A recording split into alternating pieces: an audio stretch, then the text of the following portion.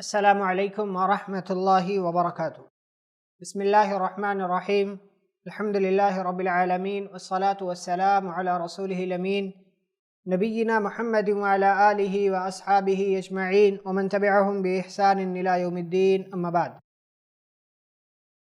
اعوذ باللہ من الشیطان الرجیم، بسم اللہ الرحمن الرحیم۔ نحن نقص علیک احسن القصص بما اوحینا الیک ھذا القرآن وَإِن كُنْتَ مِن قَبْلِهِ لَمِنَ الْغَافِلِينَ۔ محترم ناظرین و سامعین، آج کی اس ملاقات میں آپ کے سامنے پارہ نمبر 12 کا خلاصہ پیش کیا جا رہا ہے۔ اس پارے کے اندر اللہ رب العالمین نے سب سے پہلی بات جو ذکر کی وہ یہ کہ زمین کی تمام مخلوقات کا ذمہ دار صرف اور صرف اللہ رب العالمین۔ وما من دابة في الأرض إلا على الله رزقها ويعلم مستقرها ومستودعها كل في كتاب مبين۔ یعنی زمین میں جو بھی جاندار ہیں، چوپائے ہیں، جانور ہیں، تمام کی روزی کا ذمہ دار اللہ رب العالمین ہے، اور کب کہاں کون رکتا ہے، کون ٹھہرتا ہے، کس کا ٹھکانہ کہاں ہے، کون کہاں رہتا ہے، ساری چیزیں اللہ رب العالمین کو معلوم ہیں۔ پھر آیت نمبر 15 میں، سورہ ہود کی آیت نمبر 15 میں اللہ رب العالمین نے دنیا چاہنے والوں کا انجام ذکر کیا، لیکن اس سے پہلے اللہ رب العالمین نے ایک اور بات بیان کی، وہ یہ کہ آیت نمبر 13 میں قرآن کا چیلنج پیش کیا جو اس سے پہلے بھی بیان کیا جا چکا ہے، جس کے اندر اللہ نے ایک سورہ، قرآن کی ایک سورہ جیسا پیش کرنے کا چیلنج دیا تھا۔ یہاں اس آیت کریمہ کے اندر اللہ رب العالمین نے 10 سورہ بنا کر پیش کرنے کا چیلنج پیش کیا۔ اللہ رب العالمین نے کہا ام یقولون افتراہ قل فأتوا بعشر سور مثلہ مفتریات۔ جو لوگ یہ کہتے ہیں کہ محمد صلی اللہ علیہ وسلم نے اپنی طرف سے اس قرآن کو گڑھ لیا ہے تو وہ اس قرآن جیسی 10 سورہ ہی پیش کر دیں۔ وادعوا من استطعتم من دون اللہ ان کنتم صادقین، اور اگر وہ اپنے دعوے میں سچے ہیں تو جس کو چاہیں اللہ کے سوا بلا لیں، پکار لیں، اور سب مل کر بیٹھ کر بنانے کی، گڑھنے کی کوشش کریں، لیکن نہیں کر سکتے۔ دنیا چاہنے والوں کا انجام اللہ رب العالمین نے ذکر کیا۔ من کان یرید الحیاۃ الدنیا وزینتہا نوفی الیہم اعمالہم فیہا وہم فیہا لا یبخسون، کہ جو لوگ صرف دنیا اور دنیا کی خوبصورتی چاہتے ہیں، ایسے لوگوں کو دنیا تو مل جاتی ہے، لیکن اولئک الذین لیس لہم فی الآخرۃ الا النار، ایسے لوگوں کا آخرت میں سوائے جہنم کے اور کوئی بدلہ نہیں۔ وحبط ما صنعوا فیہا وباطل ما كانوا يعملون، اور دنیا میں جو کچھ اچھائیاں انہوں نے کی تھی وہ سب برباد کر دی جائیں گی، کیونکہ اس کا بدلہ انہیں دنیا میں مل چکا تھا۔ پھر اللہ نے آیت نمبر 25 سے لے کر 49 تک حضرت نوح علیہ السلام اور ان کی قوم کا تذکرہ کیا ہے۔ سب سے پہلے نوح علیہ السلام کی دعوت پیش کی کہ انہوں نے اپنی قوم کو اللہ کی طرف بلایا۔ قوم نے اعتراض کیا کہ ہم آپ کی بات کیوں مانیں، ما نراک الا بشرا مثلنا، آپ تو ہمارے ہی جیسے ایک انسان ہیں۔ نوح علیہ السلام نے اس کا بہترین جواب بھی دیا۔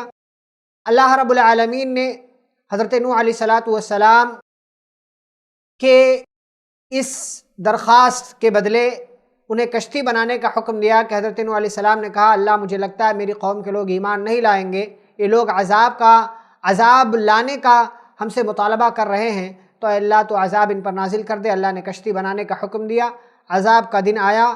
حضرت نوح علیہ السلام کو اللہ رب العالمین نے حکم دیا قل نحمل فیہا من کل الزوجین اثنین واہلک الا من سبق علیہ القول ومن آمن، کہ جو بھی ایمان لانے والے ہیں اور جو بھی جانوروں کے جوڑے ہیں سب کو اپنی کشتی میں سوار کر لیجئے۔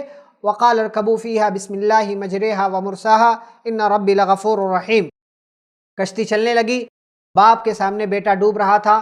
حضرت نوح علیہ السلام کا دونوں کے درمیان مکالمہ ہوا، لیکن ایمان نہ لانے کی وجہ سے باپ کی نگاہوں کے سامنے بیٹا ڈبو دیا گیا۔ وحال بینہما الموج فکان من المغرقین۔ نوح علیہ السلام نے اللہ سے شکایت کی، اللہ رب العالمین نے اس کا بہترین جواب بھی دیا۔ پھر حضرت نوح علیہ السلام نے اللہ سے توبہ کی اور اللہ نے ان کی توبہ قبول کی۔ پھر اللہ نے آیت نمبر 50 سے لے کر 60 تک میں حضرت ہود علیہ السلام اور ان کی قوم کا تذکرہ کیا ہے، بالکل وہی ساری چیزیں۔ ہود علیہ السلام نے اپنی قوم کو دعوت دی، توبہ اور استغفار کی تلقین کی، قوم نے اعتراض کیا، ہود علیہ السلام نے جواب دیا۔ پھر عذاب الہی کا نزول ہوا، قوم عاد کا انجام اور اس کے اسباب کیا ہوئے، یہ اللہ رب العالمین نے ان آیتوں میں بیان کیا ہے 50 سے لے کر 60 تک میں۔ پھر حضرت صالح علیہ السلام اور ان کی قوم کا اللہ نے آیت نمبر 61 سے لے کر 68 میں تذکرہ کیا ہے کہ حضرت صالح علیہ السلام نے قوم کو دعوت دی، استغفار کی نصیحت کی، قوم نے اعتراض پیش کیا، صالح علیہ السلام کا جواب آیا، پھر اونٹنی کا معجزہ ظاہر ہوا، نافرمانی کی صورت میں عذاب کی آمد ہوئی اور اللہ نے قوم صالح کو تباہ و برباد کر دیا۔ پھر اللہ نے حضرت ابراہیم علیہ السلام اور حضرت لوط علیہ السلام کے متعلق کچھ باتیں آیت نمبر 69 سے 83 میں بیان کی ہیں کہ حضرت ابراہیم علیہ السلام کے ہاں مہمان فرشتوں کی آمد ہوئی۔ ابراہیم علیہ السلام نے بحیثیت میزبان ان کی خدمت کی۔ فرشتوں نے وضاحت کی کہ ہم انسانی شکل میں آئے ہیں لیکن ہم فرشتے ہیں۔ بیٹے کی خوشخبری دی، حضرت اسحاق علیہ السلام کی پیدائش کی، آنے کا مقصد بیان کیا کہ ہم قوم لوط کو ہلاک کرنے کے لیے آئے ہیں، اور پھر اس بیچ میں قوم لوط کی حرکتوں کا تذکرہ کیا، اور پھر اس کے بعد یہ دنیا کی وہ قوم لوط، حضرت لوط علیہ السلام کی قوم، جس نے کہ ایک نیا غلط کام، ایک نئی بدکاری کو جنم دیا۔ اللہ رب العالمین نے ایک نئے عذاب کی شکل میں انہیں دنیا سے تباہ و برباد کر دیا، اور ان کی پوری قوم کو اللہ رب العالمین نے اوپر لے جا کر اونھے منہ انہیں زمین پر مار دیا، اور اس طریقے سے یہ قوم ہلاک و برباد کر دی گئی۔ حضرت شعیب علیہ السلام اور ان کی قوم کا اللہ نے تذکرہ کیا کہ شعیب علیہ السلام کی دعوت کیا تھی؟ ناپ تول میں کمی سے بچنے کی انہوں نے نصیحت کی اپنی قوم کو، اس لیے کہ قوم اس بیماری میں مبتلا تھی۔ قوم کی ہٹ درمی، قوم اپنی بات پر اڑی رہی۔ شعیب علیہ السلام نے وضاحت کی، استغفار کی تلقین کی، اور نافرمانی کی صورت میں عذاب آنے کا وعدہ کیا، اور بالآخر قوم نے حضرت شعیب علیہ السلام کی بات کو تسلیم نہیں کیا تو قوم پر اللہ کی جانب سے عذاب آ گیا۔ یہ اللہ نے آیت نمبر 84 سے 95 میں بیان کیا ہے۔ نیکیاں برائیوں کو مٹا دیتی ہے، اسی بیچ میں اللہ نے ذکر کیا آیت نمبر 114 میں، ان الحسنات یذہبن السیئات ذالک ذکری للذاکرین۔ اور ابھی آپ نے دیکھا حضرت نوح علیہ السلام، حضرت ہود علیہ السلام، حضرت صالح علیہ السلام، حضرت ابراہیم علیہ السلام، حضرت لوط علیہ السلام، حضرت شعیب علیہ السلام، اور اس کے بعد حضرت موسیٰ علیہ السلام کا بھی اختصار کے ساتھ اللہ نے ذکر کیا۔ اور اس سورہ کے آخر میں اللہ نے کہا وَكُلًّا نَقُصُّ عَلَيْكَ مِنْ أَنْبَاءِ الرُّسُلِ مَا نُثَبِّتُ بِهِ فُؤَادَكَ، کہ انبیاء اور رسولوں کے واقعات بیان کرنے کا ہمارا مقصد یہ ہے تاکہ اے نبی صلی اللہ علیہ وسلم ہم اس کے ذریعے آپ کے دل کو مضبوط کر دیں، جما دیں۔ پتہ یہ چلا کہ ہم اور آپ کو انبیاء کے واقعات، صحابہ کے واقعات پڑھنے چاہیے، اس لیے کہ اس سے ہمارے دل کو ایمان کے سلسلے میں، اسلام کے سلسلے میں مضبوطی ملتی ہے۔ اس کے بعد سورہ یوسف کا آغاز ہوتا ہے، جو اس قرآن مجید کی 12ویں سورہ ہے، اور جس کے اندر اللہ نے سب سے بہترین قصہ رکھا ہے۔ اسی لیے اللہ نے شروع میں کہا نحن نقص علیک احسن القصص بما اوحینا الیک ھذا القرآن، کہ نبی صلی اللہ علیہ وسلم ہم آپ کو سب سے بہترین قصہ سنا رہے ہیں۔ وَإِن كُنْتَ مِن قَبْلِهِ لَمِنَ الْغَافِلِينَ، اور اس سے پہلے یعنی ہمارے بیان کرنے سے پہلے آپ یہ قصہ نہیں جانتے تھے۔ وہ قصہ کیا ہے آپ اچھی طریقے سے جانتے ہیں، سمجھتے ہیں۔ اختصار کے ساتھ یہاں پوائنٹ کی صورت میں بات بیان کی جا رہی ہے۔ حضرت یوسف علیہ السلام نے خواب دیکھا کہ 11 ستارے، ایک سورج، ایک چاند انہیں سجدہ کر رہے ہیں۔ باپ کے سامنے خواب بیان کیا، باپ نے تعبیر اس کی بتائی نہیں، لیکن کہا کہ اے میرے بیٹے کہ اس قصے کو، اس خواب کو اپنے بھائیوں کے سامنے بیان مت کرنا، اس لیے کہ شیطان انسان کا کھلا ہوا دشمن ہے۔